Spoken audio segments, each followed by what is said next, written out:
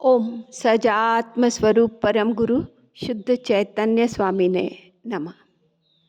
हे आत्मार्थी बंधुवर, आज तक हम इस संसार को ही श्रृंगारते रहे और संसार में ही सुख की कल्पना करते रहे, पर यह तो मिथ्यात्व है।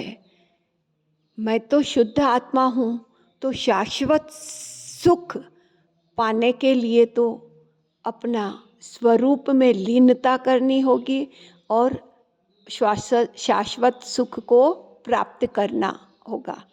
तो इसी को एक भजन के माध्यम से समझने का प्रयास करते हैं। संसार सदा श्रृंगारते रहता, पल भर आत्मा याद न था। वैभव कीर्ति लक्ष्मी सत्ता, इन सब के पीछे लुप्त में था। क्या?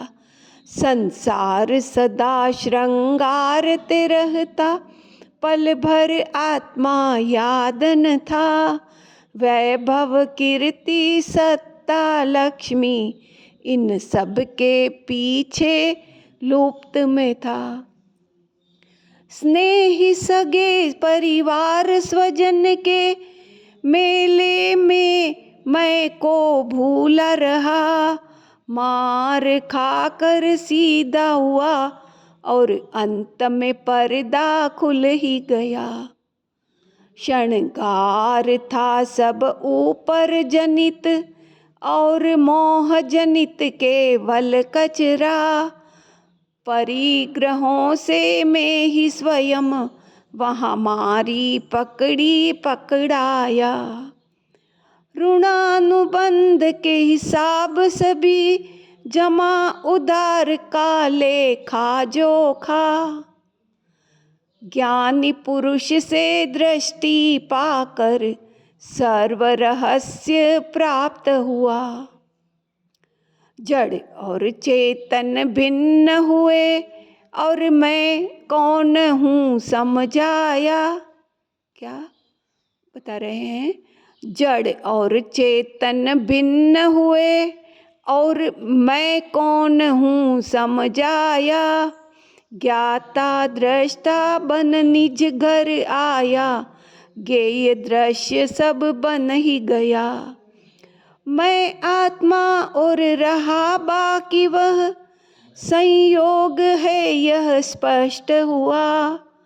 मैं भिन्न संयोग भिन्न है, वेद ज्ञान उपलब्ध हुआ।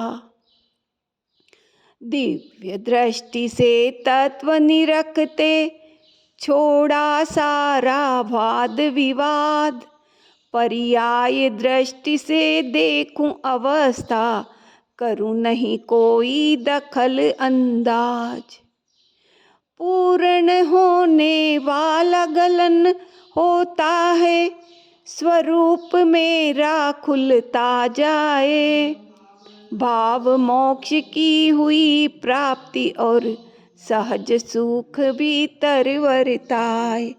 भाव मोक्ष की हुई प्राप्ति और सहज सुख भीतर वर्ताए।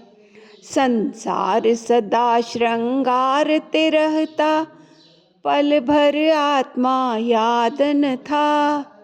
वैभव कीर्ति लक्ष्मी सत्ता, इन सब के पीछे लुप्त में था।